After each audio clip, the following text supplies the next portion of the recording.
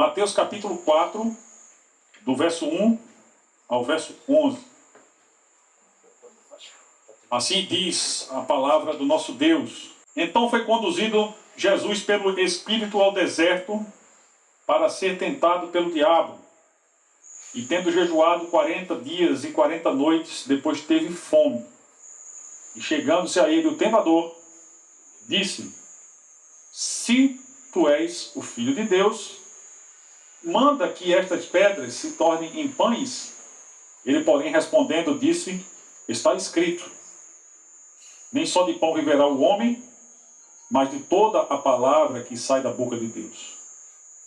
Então o diabo o transportou à cidade santa e colocou-o sobre o pináculo do templo.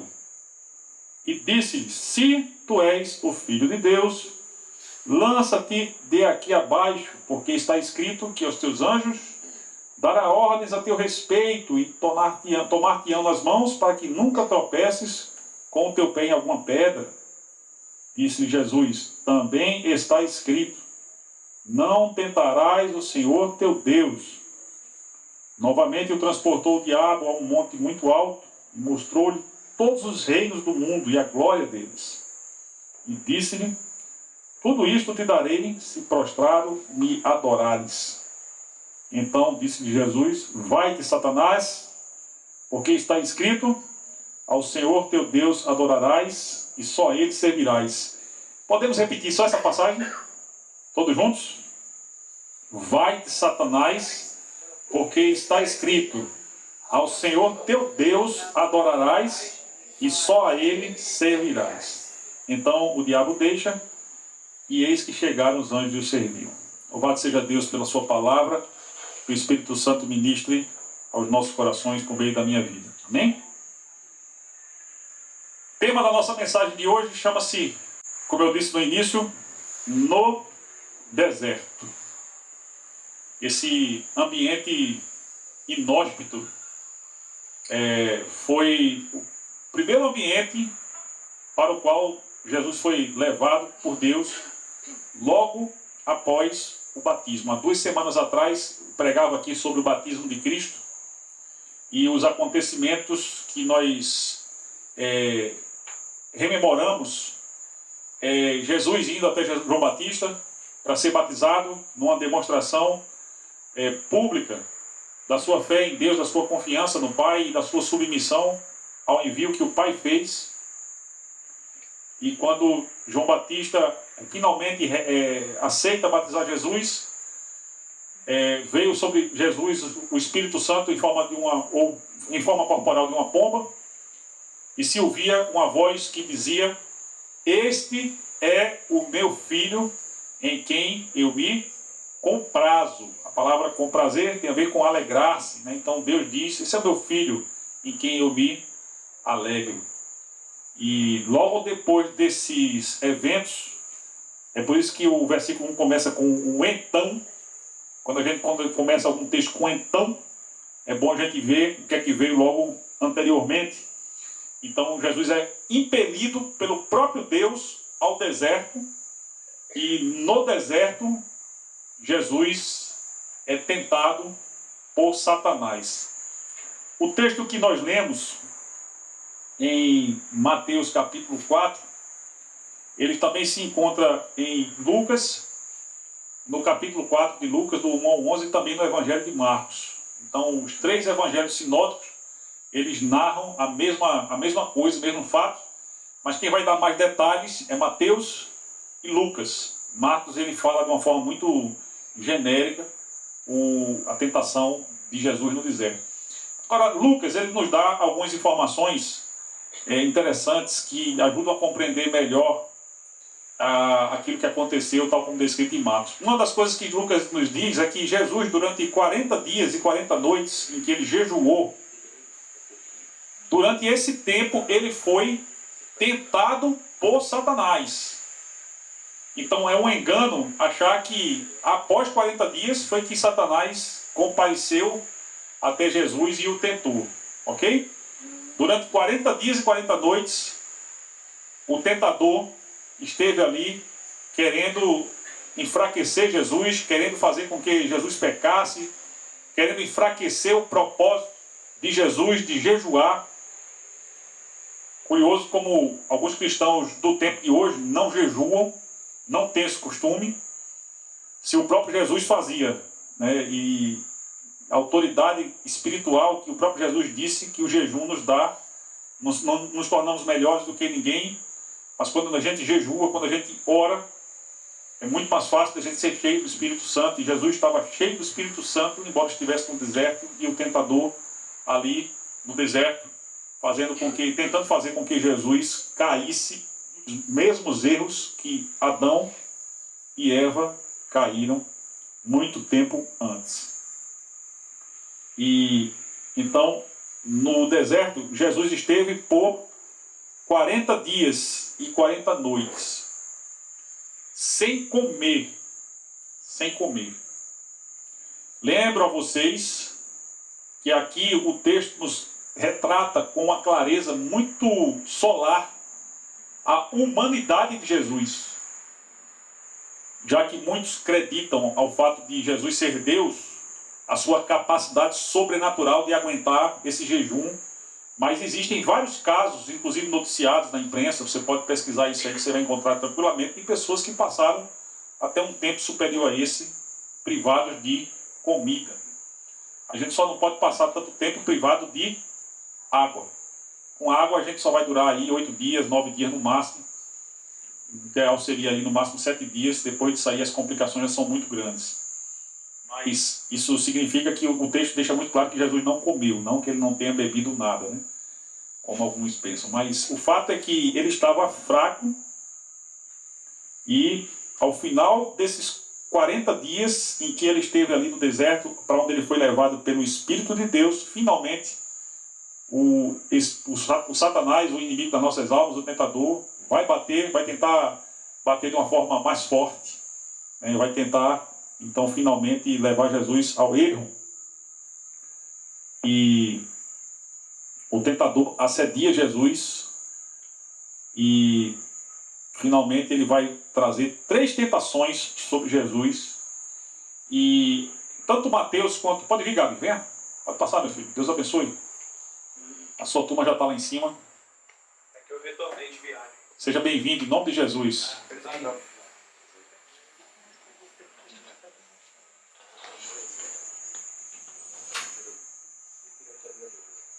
Eu acho que a parada é melhor porque o ventilador ele atrapalha o som. A não ser que alguém aqui esteja com calor. Se tiver, a gente liga. Está com calor, Thaís? Se quiser ligar também, pode ligar, se ficar mais confortável. Fica à vontade. Tá? Então, pessoal, a narrativa ela nos mostra que Satanás ele comparece até a presença de Jesus e ele vai tentar levar Jesus ao erro, inclusive usando a palavra de Deus, questionando o testemunho que o próprio Deus deu algum tempo antes sobre o fato de Jesus ser o Filho de Deus. Ele começa dizendo: se tu és o Filho de Deus. Se você perceber direitinho e comparar com Gênesis capítulo 3, o pecado original, você vai perceber, vai mudar o ambiente. O primeiro casal estava no jardim de delícias, Jesus estava no deserto, que é muito pior. Mas vai mudar os personagens. Ali estava simbolicamente Adão, representando toda a humanidade e a sua esposa. E no deserto estava Jesus, que é o cabeça de uma nova humanidade. Mas tirando isso, a história é parecida. É o mesmo tentador, o diabo, o inimigo das nossas almas, que muitos acreditam que o diabo é um mito. Muitos acreditam que é um mito, que o diabo não existe. Você já deve ter ouvido falar alguém dizendo essa bobagem, né? Que o diabo não existe. Mas o texto deixa claro que ele existe. O texto deixa claro que não somente ele existe, mas ele é o tentador das nossas almas, nosso inimigo. Ele foi pessoalmente encontrar-se com Jesus para tentar levar Jesus ao erro. E ele vai usar a mesma metodologia que usou no Éden. Ele vai tentar, com Jesus, usar a mesma metodologia. Qual é? Colocando a palavra de Deus em dúvida. Perante Adão e Eva mais especificamente conforme o relato bíblico, é como se Satanás tivesse dito a Eva que Deus estava mentindo. Deus era um mentiroso. Que aquilo que ele falou a respeito da consequência do pecado não ia acontecer. Muito pelo contrário, que eles seriam até mais sábios e seriam iguais ao próprio Deus. E agora ele questiona a palavra de Deus novamente, a credibilidade daquilo, do testemunho de Deus, inclusive sobre o fato de Jesus ser o Filho de Deus, e ele começa então colocando isso em xeque, e a condição de Jesus como Filho de Deus, já que ele vai questionar se Jesus é o Filho de Deus. E ele faz isso, gente, observem que no momento em que Jesus estava jejuando. O texto não diz, mas Jesus vai usar o jejum, muitas passagens da Bíblia, ao lado de oração. Então, Jesus estava jejuando e certamente também estava orando. Ele estava ali impelido pelo Espírito de Deus.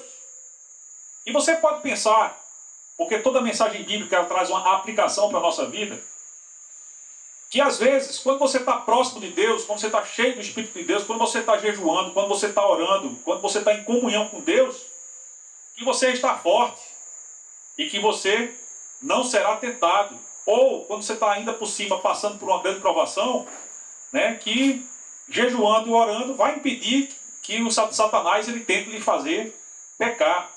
Mas observem que, mesmo durante esse jejum e esse período de consagração de Jesus ao Pai, ao ministério, e guiado pelo Espírito, Satanás vai até ele, tentando induzir Jesus ao erro. Uma das acepções da palavra pecado, conforme está no original da Bíblia, armacia, do grego, que significa errar o alvo. Pecado, armacia, significa errar o alvo. Ele vai induzir Jesus ao erro, assim como ele fez antes com o primeiro casal. E, inclusive, ele demonstra, né, que é oportunista. O diabo é como aquelas infecções oportunistas que a gente pega, né? Quando a gente está com a imunidade baixa, aí vem as infecções oportunistas e que tentam tragar a nossa vida, né? O diabo ele se aproxima de Jesus justamente no final do período de 40 dias, quando Jesus tinha fome. E esse número 40, ele é simbólico, né? O Israel esteve 40 anos no deserto. Agora o Filho de Deus estava 40 dias no deserto. Quando Deus mandou o juízo sobre a terra, choveu 40 dias e 40 noites. Então o número 40, uma quarentena, né? É um número bem presente aí em várias passagens, muito simbólico também.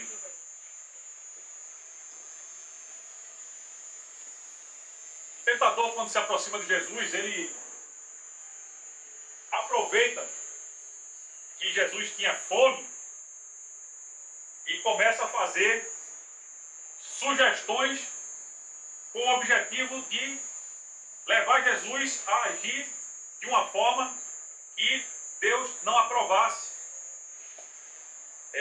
E aí ele começa, através da tentação, de transformar pedras em pães. Eu pergunto para a igreja, Jesus tinha poder de transformar a pedra em pão? Sim ou não? Sim. Satanás sabia disso.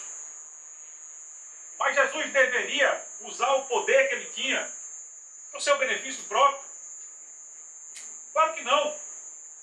Lucas, logo depois da passagem do versículo 13, ele vai quando Jesus estava em Nazaré, e ele fala a respeito do seu ministério, ele diz que o Espírito de Deus estava sobre ele, citando Isaías 61, e ungiu ele para uma série de coisas que não tinham nada a ver com atender as suas necessidades pessoais. Evangelizar os pobres, proclamar liberdade aos cativos, pôr liberdade aos oprimidos, anunciar a graça de Deus. São coisas que demonstram que o ministério de Jesus é em benefício do próximo. Porque ele veio salvar pecadores. E veio em forma humana para nos mostrar que é possível, gente, obedecer a Deus. Amém? Amém. Então, nós sabemos que somos humanos e como humanos somos tendentes ao erro. Já nascemos espiritualmente pecadores. Salmo 51 mostra isso de uma forma muito clara. Mas também é possível a um ser humano amar a Deus ao ponto de obedecê-lo, ainda que nas circunstâncias mais difíceis, mais adversas, que nesse caso estão simbolizadas aqui pelo deserto. Segundo o diabo, Jesus precisava provar que era filho de Deus. Na verdade, o próprio Deus já havia testemunhado o fato de Jesus ser o Filho amado em quem ele se compraz, em quem ele se alegra. Mas Satanás tenta plantar a semente da dúvida. Observe, viu, gente? Tire lições de tudo isso. Sabe por quê? Satanás, ele é previsível. Além de existir, além de ser o tentador, o inimigo das nossas almas, além de ser o grande opositor espiritual à obra de Deus, à obra redentora de Deus, que traz pecadores da condenação do inferno para a graça de Deus, que nós cantamos aqui, que fomos alcançados. Satanás, apesar de tudo isso, ele é previsível. Ele age sempre de uma forma semelhante. Ele tem padrões. Os padrões que ele usa no Éden, ele vai usar agora no deserto. E aqui, ele tenta fazer com que Jesus seja presunçoso, soberbo. Ele tenta fazer com que Jesus desvie o poder que ele recebeu de Deus, do Pai, para satisfazer as suas próprias necessidades. Quando Jesus estava ali em jejum, se consagrando, porque a partir dali ia começar o seu ministério público. Jesus iria se apresentar desde a Galiléia até Jerusalém, até Samaria. Ele iria se apresentar como o Messias, como o Salvador, como aquele que as pessoas esperavam, e que veio não para implantar um reino político e libertar o Estado de Israel, o país de Israel, da submissão do jugo de Roma, como muitos esperavam, mas que veio libertar primeiro israelitas, depois gentílicos, da escravidão do pecado, para que o ser humano possa ter livre acesso a Deus, para que o ser humano possa desfrutar de comunhão com Deus. Não há nada, nenhuma instituição humana capaz de nos fornecer comunhão com Deus, relacionamento com Deus, nem salvação com Deus, porque segundo a palavra de Deus, que nós encontramos em Efésios 2, 8, 9 e 10, a salvação é pela graça, por meio da fé, não vem de obras humanas, para que ninguém se glorie, porque Deus preparou as obras que Ele fez desde a fundação do mundo para que nelas andássemos. Então Deus nos salva pela fé em Cristo. E isso é que nos traz um relacionamento de amor com Ele. Tudo que Deus sempre quis foi esse relacionamento de amor com a humanidade. E esse relacionamento é quebrado quando o primeiro casal ouve as sugestões do diabo, quando a mulher não sabe responder à tentação de Satanás, que usa a palavra de Deus contra ela, e ela não dominava a palavra de Deus, porque provavelmente seu marido não a ensinou.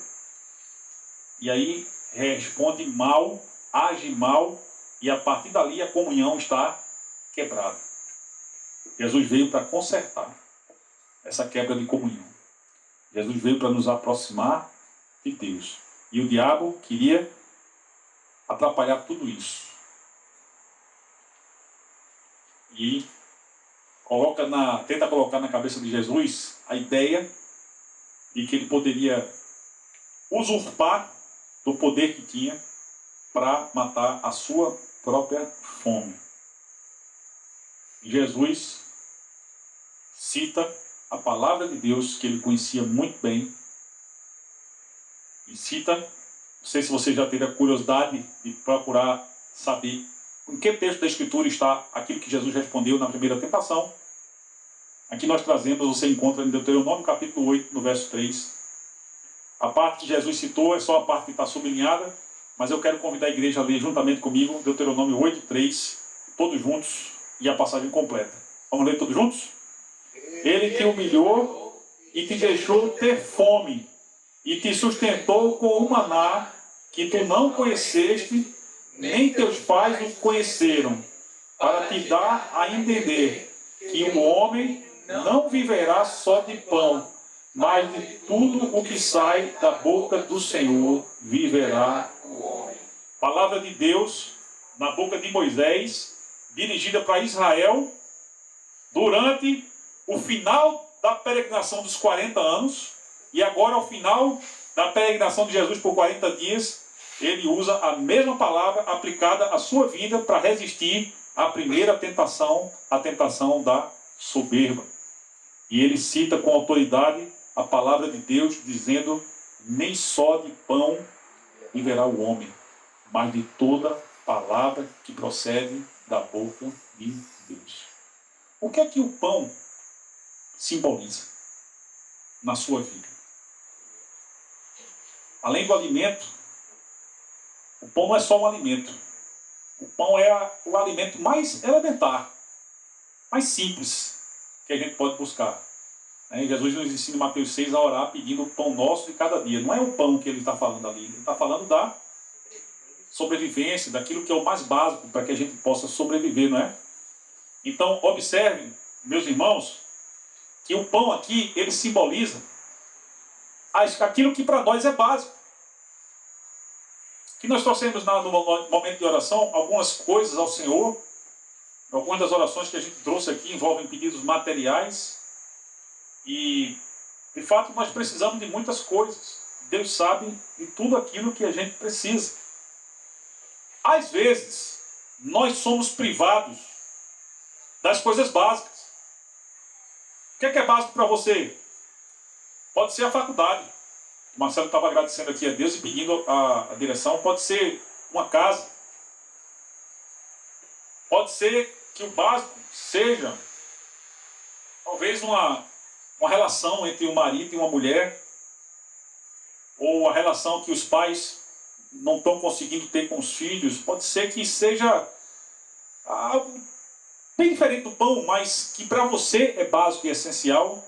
E quando você se encontra no momento de privação, como Jesus se encontrava da privação do alimento, aquilo ali, aquele momento de privação, meu irmão, minha irmã, é um momento também de provação. Tiago nos diz que é feliz o homem que passa por provações, porque depois de aprovado receberá de Deus a coroa da vida que ele tem preparado para aqueles que o amam. Amém? Amém. Então as provações, como Pedro nos diz, e o Evangelho de uma forma geral nos ensina, o próprio texto de Êxodo que nós lemos aqui no início, elas têm uma finalidade. É a nossa aprovação. É o nosso caráter ser aprovado diante de Deus. A gente orou pelo reinício das aulas. E aí, reiniciando as aulas, começam também aqui daqui a pouco as provas. E aqueles que já passaram pela escola não chegaram ao final sem serem aprovados nas provas. A vida é a mesma coisa. Nos nossos momentos de privação, Deus está querendo trabalhar no nosso caráter. Ele está querendo aperfeiçoar a nossa mente.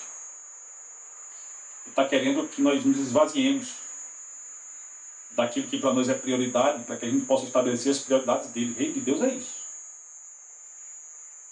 E um testemunho muito forte, falava aqui do nascimento de Noah, que vai acontecer dia 4, né? O ano passado, quando como pastor, eu estive ministrando no culto fúnebre de Benjamim. Para Diego e para Renata, me permitam usar o nome de vocês, a saúde de Benjamim era algo básico. Eles queriam, como qualquer pai quer, que aquela criança se desenvolvesse, mas não tiveram. A resposta foi não. E mesmo tristes, né, eu pude ver o coração deles serenando em Deus. Renata, que ela mesma encontrou forças de onde ela não imaginou que encontraria, né, passando por aquele momento, com toda a assistência do Diego, dos pais, e passaram por aquele momento com muito consolo da parte de Deus, conformados, né, em saber que a vontade de Deus é boa, perfeita e agradável. Dia 4, Deus permita, né, que eles estejam com Noah.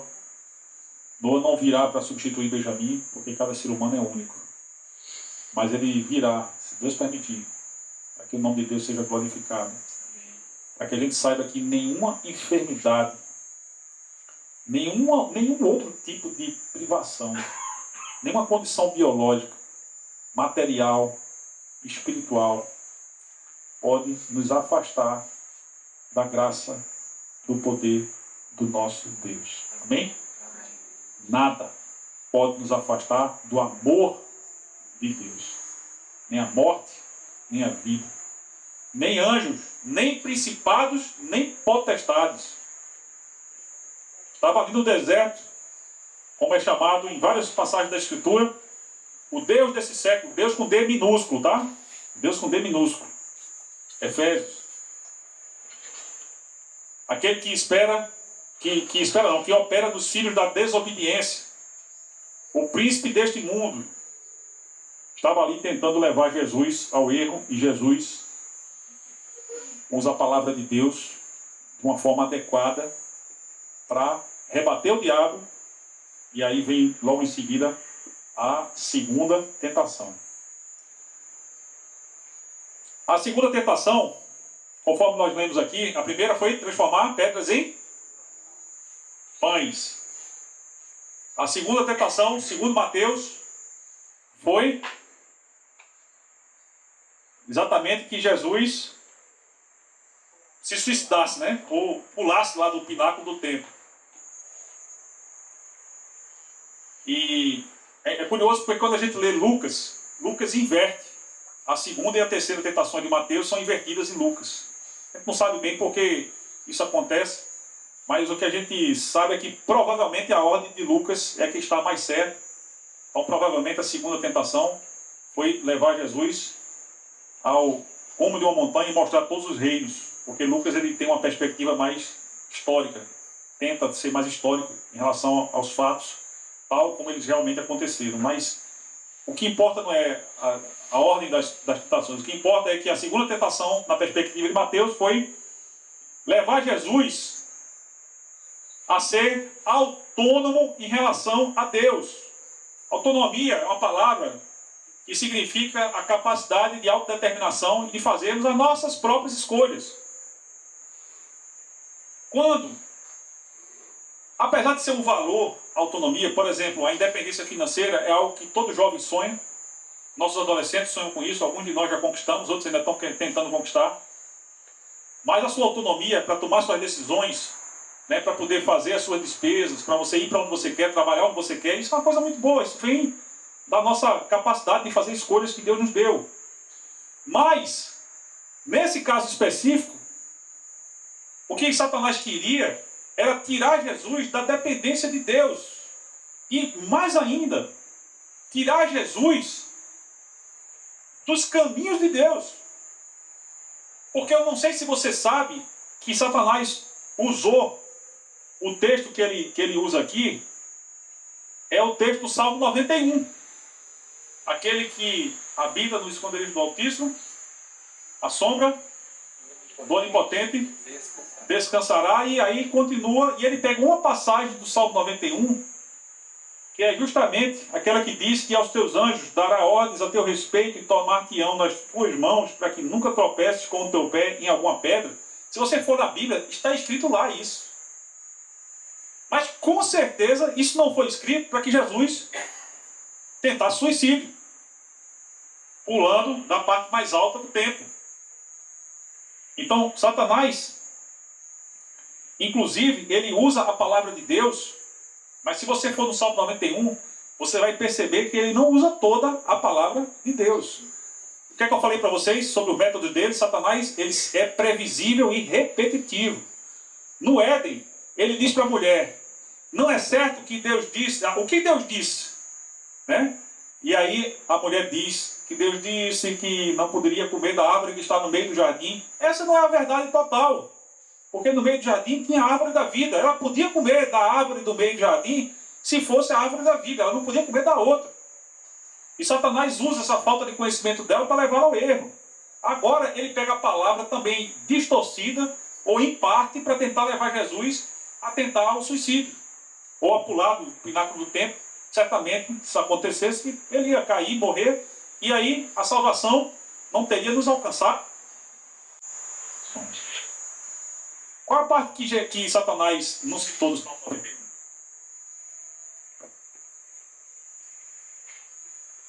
Salmo 91. Pode deixar de Salmo. Vou deixar aqui. No Salmo 91 está escrito, vai aproximar mais de vocês,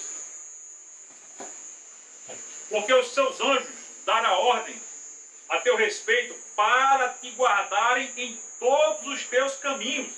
Eles te sustentarão nas tuas mãos para que não tropeces com o pé em alguma pedra. Ele omite essa parte em que a palavra diz para te guardarem em todos os teus caminhos. Aí eu pergunto para a igreja, quais são os caminhos daquele que habita no esconderijo do Altíssimo? Daquele que se refugia em Deus.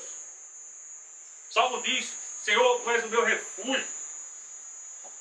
Os caminhos daqueles que habitam no esconderijo do Altíssimo são caminhos guiados, direcionados por Deus, conforme o apóstolo Paulo escreve na Epístola aos Romanos, lá no capítulo 5, no verso 8, quando ele diz que os filhos de Deus são guiados pelo Espírito de Deus. Ora, Satanás não guiou Jesus ao deserto. Quem guiou Jesus foi o Espírito de Deus. Ele já tinha dado um testemunho de submissão a Deus no batismo. Agora ele ia dar um testemunho de submissão a Deus nas tentações. E Satanás usa a palavra de Deus distorcida. Como ele fez em Gênesis 3, no Éden. Por quê? Porque quando ele faz isso, quando ele nos pega nos nossos pontos fracos. A palavra de Deus é para ser conhecida, é para ser lida, é para ser compreendida, é para ser aplicada, é para ser vivida. E quando a gente não conhece a palavra de Deus, a gente está falhando naquilo que é mais elementar, mais simples. O mais básico é conhecer a palavra de Deus. Depois a gente vai entender como é que ela se aplica. Nem todos os textos da palavra de Deus são simples de se compreender. A Bíblia tem textos fáceis, tem textos médios, tem textos difíceis e tem textos impossíveis até o presente momento. Tem coisa ali que ninguém nunca entendeu completamente. Que ainda são mistérios para nós. Mas aquilo que nós podemos compreender da palavra de Deus faz toda a diferença nas nossas vidas, meus irmãos. A palavra de Deus, como disse o salmista, no Salmo 119, 105, é lâmpada para os nossos pés, é luz para a nossa palavra. Por que a igreja insiste? Nós estamos entrando no segundo período da leitura anual da Bíblia. Nesses 3 anos e meio de nossa existência aqui no Pai. Por que a gente insiste na leitura anual da Bíblia? Porque isso precisa ser uma cultura. Isso precisa ser, não é um costume religioso, não. Isso precisa ser uma prioridade nas nossas vidas. Porque nós também sofreremos e temos sofrido as nossas próprias tentações. Nós também entraremos em prova. E se nós não conhecermos a palavra de Deus, nós vamos ser presas fáceis para o inimigo. que tenta nos desmoralizar, que tenta nos induzir a um mau testemunho, que tenta nos induzir à soberba, o pecado da autonomia em relação a Deus. O texto de Provérbios diz que a soberba é a sala de espera ou a véspera da queda. Jesus não foi soberbo, muito pelo contrário. Ele se submeteu a Deus. Aliás, se submeter a Deus é um dos significados de ser cheio do Espírito. Sabe o que é ser cheio do Espírito? É estar completamente submisso a Deus. Completamente vazio da sua própria vontade. É estar sendo direcionado por Deus. Guiado por Deus. Jesus, de uma forma muito competente, ele responde à segunda tentação na perspectiva de Mateus, terceira na perspectiva de Lucas, citando outro texto de Deuteronômio. Muito bacana ele ter citado Deuteronômio, porque daqui a pouco a gente está entrando em Deuteronômio na nossa leitura. Deuteronômio é o segundo discurso de Moisés, quando o povo estava prestes a deixar o deserto e entrar em Canaã. Estava no final da sua peregrinação de 40 anos. E aí Jesus vai citar o mesmo texto. No caso, ele vai citar Deuteronômio, capítulo 6, no verso 16. Ele diz, também está escrito, não tentareis o Senhor vosso Deus. E ele cita Deuteronômio, então, 6,16, que diz ainda, como tentastes em Massá. Semana a gente teve lendo, né, o episódio, a tentação de Massá e Meribá, que foi a murmuração por água.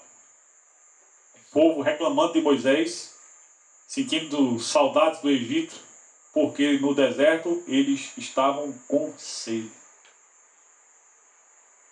Estavam com fome. Ah, como era bom o pão do Egito. Eu não sei que danado de pão o Egito tinha. Eu não sei se era melhor do que brioche. Qual o pão que você gosta? Para mim o melhor pão que existe é o brioche. Quando falo brioche já vem água na minha boca. E se for aquele brioche, eu ia fazer as propaganda do supermercado, mas não vou fazer não. Porque o púlpito não é lugar para isso. Tem um supermercado que eu compro brioche, meus irmãos, que coisa gostosa. Mas, não sei que pão é que tinha no Egito, mas com certeza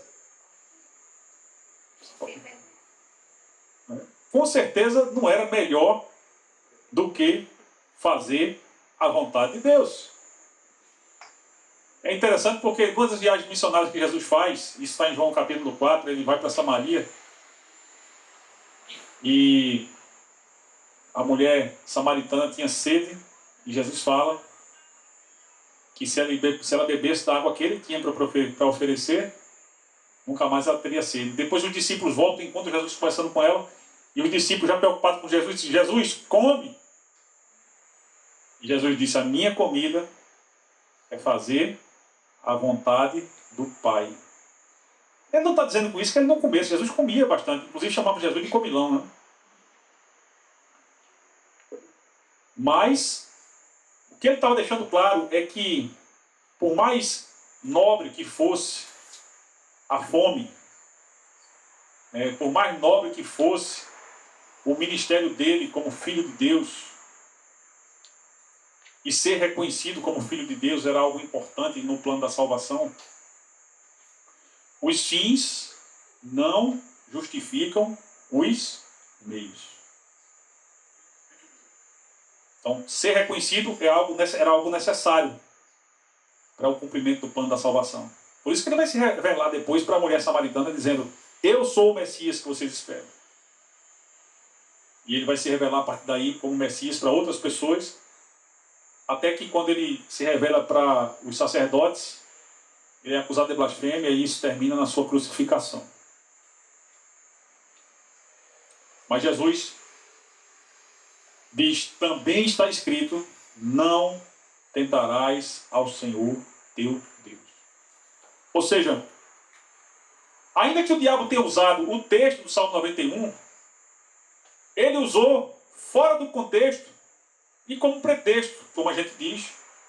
Ele usou num sentido completamente diferente daquele para o qual o Salmo 91 foi escrito. E se você reler hoje à noite o Salmo 91, você vai perceber que é um salmo messiânico. Aquele que habita no esconderijo do Altíssimo é Jesus Cristo. E claro que isso pode ser verdade para mim também. Porque nós fomos enviados do modo como ele foi enviado. E ele derramou o Espírito sobre nós, o mesmo Espírito que estava sobre ele, para continuar aquilo que ele começou. Então, se nós nos refugiarmos no esconderijo do Altíssimo, nós nos abrigarmos na proteção de Deus, nós buscarmos a direção de Deus, certamente que nós vamos encontrar em Deus o nosso refúgio. E a proteção de Deus, conforme o Salmo 91 diz, ela estará também sobre nós. Inclusive, na parte final, daqui a pouco eu falo mais sobre ela, em que o Salmo fala de livramento. E quando Jesus responde pela segunda vez, usando a própria palavra de Deus, Satanás, que é previsível, e ele é insistente, ele vai para a terceira tentação. No caso de Adão e Eva, eu me lembro daquela luta de Mike Tyson, que aparecia de meia-noite. Mike Tyson ia para um round, só dava um murro e o adversário caía, né? Então, no caso de Adão e Eva, foi o primeiro round, primeiro golpe, né? Eles já caíram. No caso de Jesus, perdeu o primeiro round, perdeu o segundo round, foi para o terceiro. Crente que ia conseguir derrubar Jesus. Não sabia ele que ia levar um direto, né, no queixo e ia ficar desmoralizado. A terceira tentação é quando Satanás leva Jesus, segundo o relato de São Mateus, a um monte muito alto, e de lá ele mostrou os reinos da terra. E disse a Jesus, tudo isso eu darei para você se prostrado me adorar. O que é que ele estava querendo dizer com isso? E eu queria que você prestasse bem atenção nisso que o Satanás falou. Primeiro, ele alega que supostamente ele recebeu o domínio sobre os reinos da terra. A primeira coisa que a gente tem que saber é se isso é verdade ou mentira. Será que é verdade que Satanás recebeu tanto assim? A gente leu aqui, no momento anterior, o texto de Êxodo, que Deus diz, a terra é minha. A terra me pertence. Se você ler o Salmo 24, abra na sua Bíblia o Salmo 24, versículo 1, por favor, e veja se quem é o dono da terra. Veja aí no Salmo 24, versículo 1. O que é que diz?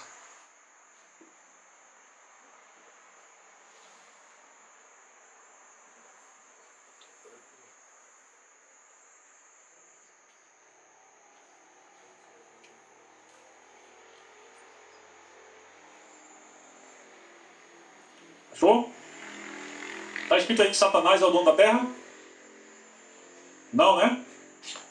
Do Senhor é a terra e sua plenitude, o mundo e os que nele habitam. Todos os reinos pertencem a Deus. Toda a autoridade é constituída por Deus. Deus, na sua providência, ele governa a história, porque ele mesmo é o Senhor da história, meus irmãos. Amém? Então, ainda que algumas passagens, como João 12, 31, João 12, 31, João 14, 30, João 16, 11, quando Jesus chama Satanás de príncipe deste mundo. 2 Coríntios 4, 4, quando Paulo se refere a Satanás como Deus desse século, Deus com D minúsculo. E Efésios capítulo 2, verso 2, quando Paulo se refere a Satanás como o espírito que opera nos filhos da desobediência. Isso é uma referência de que Satanás ele exerce algum governo, alguma influência sobre as pessoas por conta do pecado. Mas ele mesmo não tem autoridade sobre o mundo e sobre a vida de ninguém. Amém. Ele foi até Deus pedir pela vida de Jó, porque ele queria colocar Jó diante de uma provação. E Deus testemunhava que Jó era um servo fiel que se desviava do mal. Aí ele fica lá nessa discussão com Deus, até que ele pede autorização a Deus para tocar na saúde de Jó. E, resumidamente, Jó perde seus filhos, perde a comunhão com a sua esposa, perde seus bens, no final perde também a sua saúde. Mas a Bíblia diz que Jó, em momento nenhum, blasfemou contra Deus. Em algum momento a paciência de Jó termina. Mas a gente fala que a paciência de Jó é inesgotável, mas na verdade, se você ler o livro, você vai perceber que ela terminou. Mas em momento nenhum ele blasfemou contra Deus. Ele pediu até a morte. E Deus convence Jó da ignorância dele de estar desejando a morte, da ignorância dele de estar falando algumas coisas que ele falou, maldizendo o dia que ele nasceu e etc. Porque, na verdade, Deus não somente é o Criador, mas Deus, ele é o governador do mundo. E o reino dele não se estabelece por poder nem por força. O reino dele se estabelece pela humildade de pessoas que reconhecem que são pecadoras, que se arrependem dos seus pecados e que entregam suas vidas a Jesus Cristo como Senhor e Salvador. Por isso que João Batista, muito antes de Jesus aparecer para o público, ele dizia: arrependei-vos, é chegado o reino de Deus. Porque depois de mim vem aquele de quem eu não sou digno de amarrar as sandálias, o Cordeiro de Deus que tira os pecados do mundo. Está vindo aí, e quando Jesus vem, é o tempo das pessoas se arrependerem, confessarem seus pecados e serem discípulas de Jesus Cristo, o Filho de Deus, que é o primeiro de muitas outras gerações de filhos de Deus, filhos adotivos de Deus, porque Jesus é o unigênito, mas nós fomos adotados por Deus como filhos pela fé no Filho dele. E assim nós nos tornamos todos irmãos, alcançados pela graça de Deus, tendo a oportunidade de viver a vida abundante que ele veio para nos oferecer, inclusive de ter comunhão com Deus pela fé em Cristo e aprender da palavra dele para que a gente possa responder a Satanás diante das próprias situações em que ele vai nos colocar também a tentação e Deus vai permitir a aprovação. Salmo 24, como só vocês viram na versão de vocês, diz: do Senhor é a terra e a sua plenitude, o mundo e aqueles que nele habitam. E ainda, voltando ao Salmo 91, eu disse a vocês que ele está arriscado aqui de propósito, porque Satanás tentou riscar essa parte. Quando ele não cita o Salmo completo, ele omite a parte do versículo 15 que diz a respeito daquele que habita no esconderijo do Altíssimo. Ele disse Deus: ele me invocará e eu lhe responderei, estarei com ele na angústia, dela o retirarei e o glorificarei. Deus está falando aqui da cruz. Satanás queria que Jesus pegasse um atalho para evitar a cruz. Satanás está querendo que Jesus não passe pela cruz. Está fazendo uma negociação com Jesus. Para muitos ia ser um bom negócio. Eu já ouvi pessoas dizerem que se ele tiver dinheiro, se tiver bem, se tiver tudo bem, saúde e tudo, não tem problema nenhum com Satanás. Eu ouvi pessoas que se dizem cristãs dizendo isso. Mas, na verdade, o Senhor, ele nos ensina algo completamente diferente. A gente pode estar passando pelas situações mais difíceis da vida. Nossa comunhão com Deus tem que estar em primeiro lugar, isso é reino de Deus. Amém? Olha o que acontece com Jesus antes da sua crucificação, que é aquilo que Satanás estava negociando para que ele não passasse por ela. Jesus desejava passar pela cruz.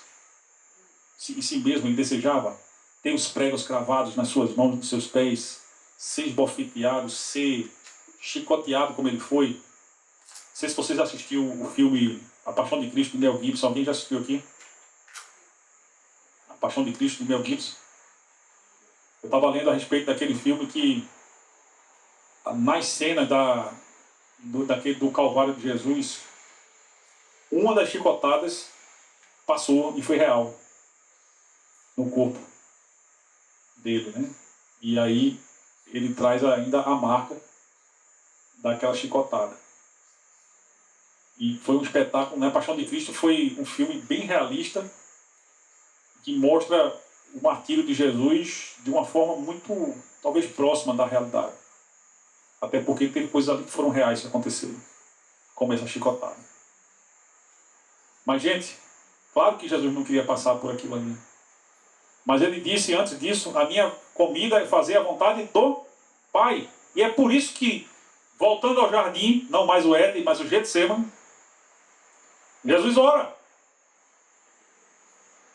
Enquanto os discípulos estavam lá dormindo, Jesus estava orando e dizendo: Pai, se for possível, passa de mim esse cálice, mas seja feita a tua vontade. E a resposta de Deus foi: meu filho, você vai passar pela cruz. Mas lembre que eu disse a respeito de você: na sua angústia, eu estarei com você. Você será retirado da sua angústia e eu o glorificarei. Sem cruz não haveria ressurreição. Amém? Sem cruz e ressurreição nós não teríamos esperança. Mas quando Jesus morreu na cruz, ele acabou com a separação que havia entre o homem e Deus. Sabe por quê? Porque o sacrifício dele foi substitutivo. Isso significa dizer, em bom português, que Jesus morreu pelos meus pecados e pelos seus pecados. Ele pagou o preço. O salário do pecado é a morte, mas o dom gratuito de Deus é a vida eterna em Cristo Jesus. Na cruz, ele pagou o preço dos nossos pecados e nos deu a oportunidade de termos de novo acesso à árvore da vida. A termos o nosso nome escrito no livro da vida. A árvore da vida foi privada do acesso a ela no Éden, né? Deus privou, expulsou o casal, colocou um anjo, protegendo para que o homem não tivesse acesso à árvore da vida. E aquilo ali, muitos veem como punição, eu vejo como misericórdia de Deus, porque seria infernal o ser humano viver eternamente privado da glória de Deus. Essa é a segunda morte, é a condenação daqueles que não creem e que Jesus veio para evitar que acontecesse. Da parte de Deus, ele já fez o que era necessário. Agora é bastante que as pessoas creiam e o recebam e que ele seja glorificado nas nossas vidas. A terceira tentação de esse atalho, né, que ele veio para ser rei. Amém? Ele veio para governar.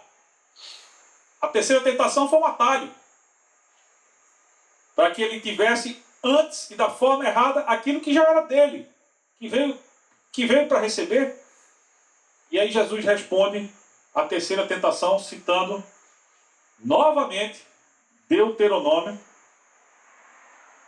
Quando está escrito: ao Senhor teu Deus, no versículo 13, do capítulo 6, temerás e a Ele servirás. Foi a parte do Deuteronômio, versículo 13, 6, 13, que ele citou. Então, não vou, Satanás, te adorar. Não vou me dobrar diante de ti. Eu vou resistir. Eu vou me sujeitar a Deus. Eu vou me humilhar diante da potente mão de Deus.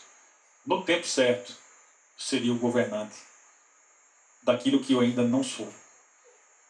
Mas eu não vou pegar um atalho.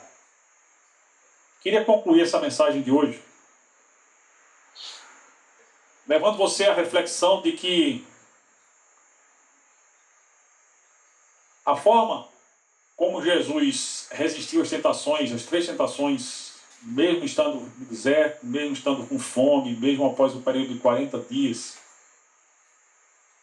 ela nos ilumina a mente a respeito de como nós podemos também resistir ao diabo diante das nossas próprias tentações. Como é que a gente poderia resumir, né, o que fez a diferença para Jesus? Poder terminar aquela conversa dizendo com autoridade: retira-te, Satanás, porque está escrito: ao Senhor Deus adorarás e só a Ele darás culto. O que é que fez a diferença para Jesus? Primeiro, ele estava cheio do Espírito. É interessante que Mateus e Lucas falam sobre isso, porque Jesus sempre foi cheio do Espírito. Não teve nenhum momento em que ele tenha se esvaziado do Espírito. Afinal, o Espírito de Deus estava sobre ele, levando ele a fazer tudo aquilo que ele fez. Mas é destacado isso para que nós sigamos o conselho da palavra de Deus de também sermos cheios do Espírito. O que significa dizer estarmos 100% submissos à vontade de Deus e à direção de Deus para as nossas vidas. Porque os filhos de Deus são guiados pelo Espírito de Deus. Às vezes, o Espírito de Deus vai nos levar para o deserto. A não ser se for para turismo, acho que ninguém, para andar no camelo, ninguém quer ir para o deserto. Tem um plano daqui a 2 anos, ir para o deserto do Atacama. Deus permitir, vou com milha na garupa da minha moto. Cada coisa para ver lá. Mas certamente não seria para a mesma finalidade, né, que Jesus foi levado para o deserto. Jesus foi levado para o deserto para ser tentado, meus irmãos, pelo próprio Satanás. E ele estava totalmente submisso à vontade de Deus, cheio do Espírito. Sejamos cheios do Espírito. Para ser cheio do Espírito, primeiro, é preciso crer em Cristo. Que o Espírito dele habita apenas em quem recebe Jesus como Senhor e Salvador das suas vidas. Então, se você está participando desse culto virtualmente, ouvindo essa mensagem pelas nossas mídias sociais, ou se você está aqui presente e nunca entregou a vida a Jesus Cristo como Senhor e Salvador das suas vidas, eu lhe convido a fazer essa entrega hoje. Não precisa de nenhum momento solene para isso, não precisa de nada além do que uma oração de confissão e entrega da sua vida a Jesus como Salvador e Senhor. Para que você seja cheio ou cheia do Espírito. E você possa não somente ser direcionado por Deus, se for para o deserto, você está lá com Deus e saber que você estará abrigado no esconderijo do Altíssimo. Você estará tendo Deus como seu refúgio e que Ele estará com você e lhe livrará e lhe glorificará. Pode ser que Ele leve para outros lugares, mas onde você estiver, você vai estar caminhando com Deus, em comunhão com Deus. Essa comunhão é fundamental para que a gente possa responder a Satanás diante das nossas tentações. Segunda coisa, além de ser cheio do Espírito, Jesus conhecia, compreendia e aplicava corretamente a palavra de Deus. Diferentemente de Eva,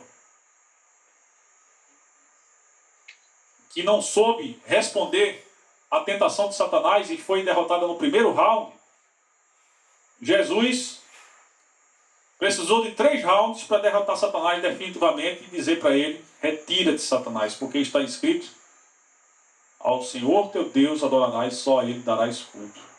Eu vejo isso como um nocaute. Satanás foi nocauteado. A palavra diz que a partir daquele momento, Satanás, que passou 40 dias tentando Jesus, ele se retira.